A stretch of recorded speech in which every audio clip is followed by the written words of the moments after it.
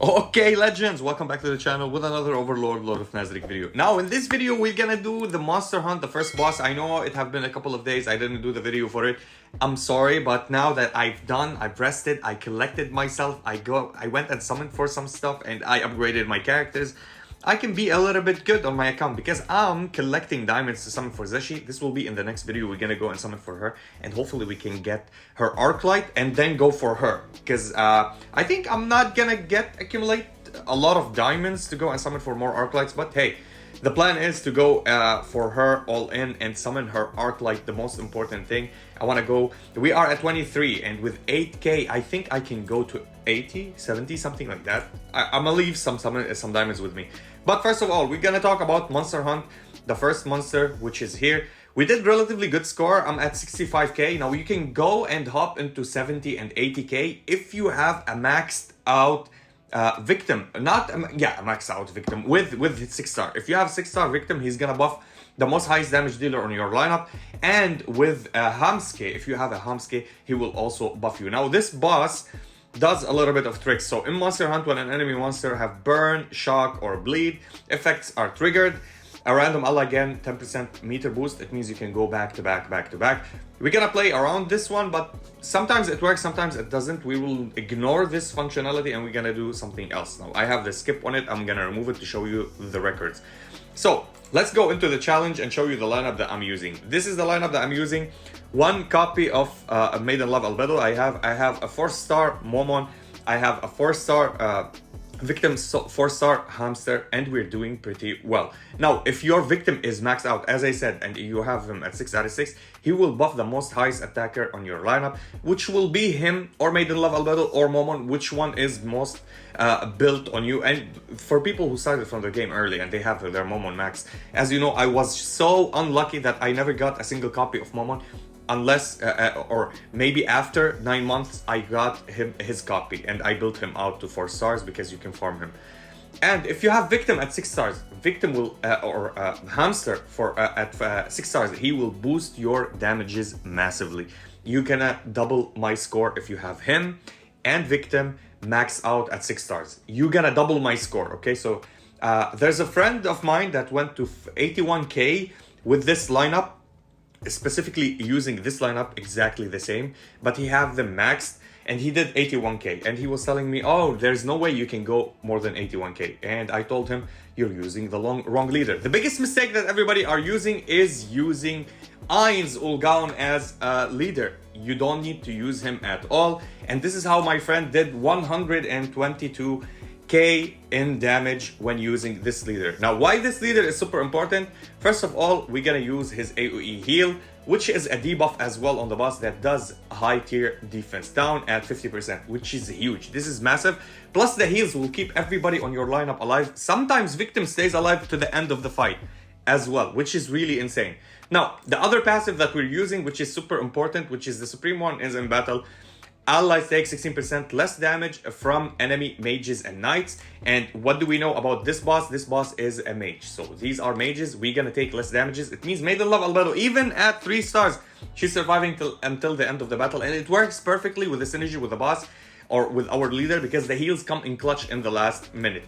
Now we're using this passive whenever an ally character take damage over 40 or deal damage over 40, we grant ourselves 5 extra turn up in action, which is really huge and come in clutch because we will take 40% more damage to our HP. So we're gonna go and drop a lot. So it will boost us up and it will boost our heal.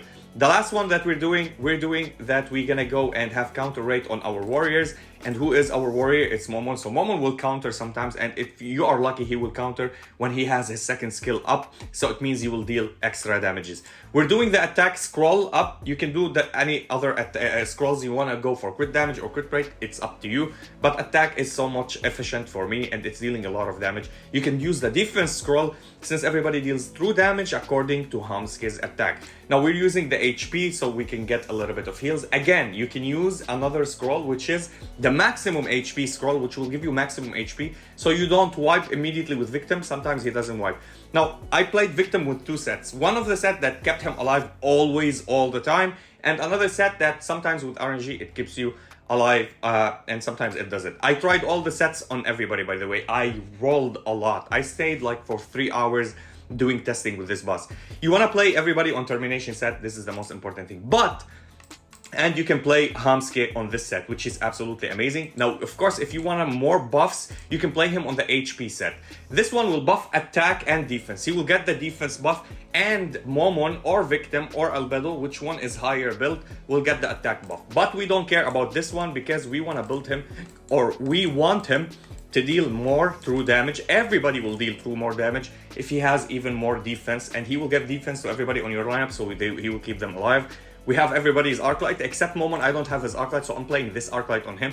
You can put whatever good Arclight that you have on your lineup. Now, with Victim, I tried every single one that give him attack boost. It does not matter. You're not gonna do the same amount of numbers, even with the Crimson set, even with the Execution. The Execution came close to the same numbers, but this one will nullify or ignore defenses, 35% or 30% of the defense from the enemies, which will help you a lot. Now, another set that you can play, which is the set of Warrior set. When I played the Warrior set, I still got good numbers, less than the normal that I got, but I could keep him surviving until the end of the battle because he will take 18% less damage from the boss first AoE, and he will not die. Even with the debuff on him, he would survive and keep himself in check. If you have him on star level high, you don't need to use it. You can use this one. And if you have his Arclight also high and max out, he will get more stats, so he will survive everything until the end of the battle. This is what you need to know. You can auto this one, and you're gonna go and start skipping. So before you're gonna get skipping, you can mark the boss with the red dot and you start hitting him. That would work with Hamsuke, would work with everybody, and Momon will go and hit the boss. That's what you want to do. Go hit the boss with that red arrow. But sadly, the AI of Hamsuke does not start with the ultimate, he starts with the second skill. So on skipping, you can do that. We're gonna show it after that, and I will show you how skipping works. Let's start the battle, and let's start with Hamsuke. Hamsuke will go and attack the boss. I don't have the time to do it, so this is why I do the first run, and then I go to the second one. So basically, is the boss tagged with the red arrow? Hopefully he's gonna be tagged. He's not tagged. Okay, now, okay, he did the ultimate on his own, but Momon went and started. Now that we marked the boss, we can restart, okay? I don't know why Hamsuke started with the ultimate. They fixed it. I think they patched it because he always started with a second skill.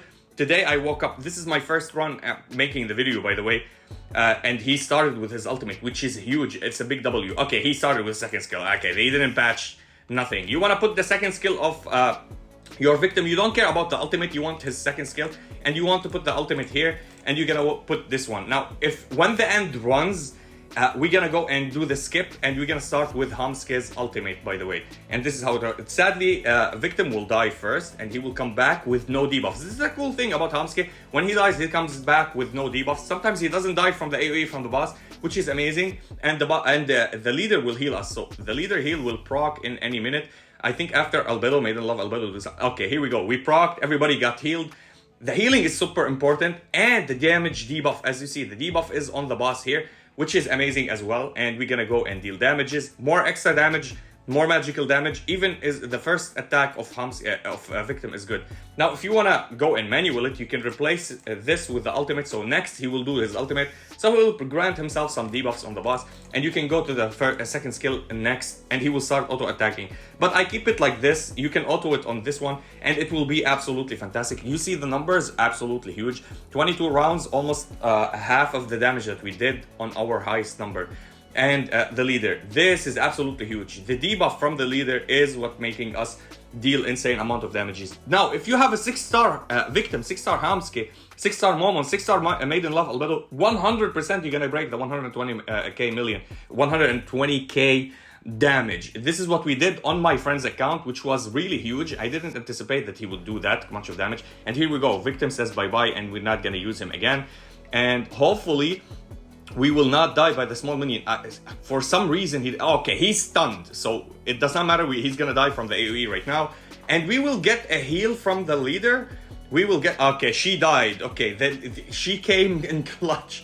But we still did good amount of damages, and this is not on the skipping. When you do the skipping, you will get extra damages. I'm gonna show you that when we get to the skipping part. So this is the damages that we did, and the most damage is done is by Momon and Albedo. Why Victim is helping here? Victim deals good amount of damages as magical damage. I tried Mari, it didn't work. I tried different characters, it didn't work. No, I didn't get myself as Zeshi. Some people told me Zeshi is working nice, but she dies also, so you need a little bit of protection. So if you do the skip, when you put everything on the passives, you put everything for the boss, you put everything for your characters, the Hamsky will go and deal the AoE. The AoE will deal less, the boss will deal after this one, less extra damage when he does the AoE. Sometimes your victim survives. And when your victim survives, he continues until the end of the battle, which is absolutely huge and super nice. Now, if victim crits on both of these ads, sometimes he survives. So victim survived here, and he does have a debuff. Can we have a heal from the leader? No, we're not gonna have a heal from the leader because the bar is still not up. So victim will die after this one. He's gonna deal damages and come back. Okay, we did get a heal. Victim got healed, so he did survive now. So victim will survive. Next round, I bet he won't be surviving. But this one was absolutely crucial and huge. So victim did not die for the first one. So Hamsky mitigated the damages. Then everybody on our lineup helped him deal a lot of damage. And he didn't die for the second time. Okay, we will survive until the end of the battle with victim. I think this one will be a good run. Hopefully this one will be a good run. At least at 20 rounds or 21 rounds, we want to reach the 30k damage. Can we do that actually? And the boss, here we go with the debuff again. And victim, we're not doing his ultimate, we're doing his single target. His single target deals extra damage. Since there is no ads, you want to keep him doing his single target. He doesn't do his ultimate anyway on his own. We're still doing good damages. Now, we did better on the previous run until this point, but right now we're gonna accelerate a little bit since victim is alive and he's gonna help us, and he's gonna die again, I think, one more time when the boss deal the extra damages, because look at his maximum HP, it's dropping and dropping. This is victim technical usage. He drops a little bit on his maximum HP time after time. I love the leader skill. Did you see that from the leader skill? It's absolutely huge. Now victim dies and the shenanigans are here. They die and victim comes back. When he has his turn, he's gonna do his AoE. They will die. They will not take a turn. So we can go and continue dealing damage to the boss. They will not take a turn. It means we will not lose turns on our rounds, which is huge actually. Now our leader should do some skill after this one if he gets the points, because we want Albedo not to die. She has one stack of burn on herself. If she can survive this, she couldn't survive. She got a turn and she died. And we still didn't break the record. But this is basically the run. With a little bit of RNG and more crits that you will have on your runs. I hit the 65k with this lineup. Exactly with this lineup. With the other leader, I couldn't do that. Now, I didn't try it with Peroncino. I didn't try it with the other Ainz, the leader Ainz with the cape, because I don't have them unlocked. And soon, trust me, really soon, really soon. I just summoned and I got also 3 shards. Can we see the records here? I think from, where can we see the record? Details, here we go. So I did get 3. I did get 3 before, and before I think I got something. I don't remember. Nah, it only shows these last 2. Okay, so I got 6. So we are almost there. Almost there, 265. Almost there. Like really almost there to get it. Now we need a little bit of luck, maybe to get 3 more shards or 10 more shards. If I get the 25 shards, that would be insane, and we can go and unlock this leader. Now if I want this leader as well, there will be a replacement, like there will be an exchange rate in the future. They do it sometimes, and you can exchange these to these coins. You're not gonna lose any points when doing that.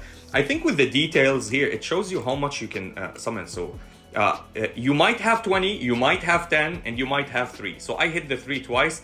I hope to God I get the 20 or the 10. I want the 20. If I can get them in the few next days, because they will give you some summons and you can do 1 free every single day, we might have Peroncino, or we might have the luck to go and get them. And yeah, that was it basically for the video. Watch out for the next video. I'm gonna go and farm a little bit of diamonds more and go and summon for Zeshi, and hopefully we can get lucky. And yeah, that was it for the video. I'll see you on the next one.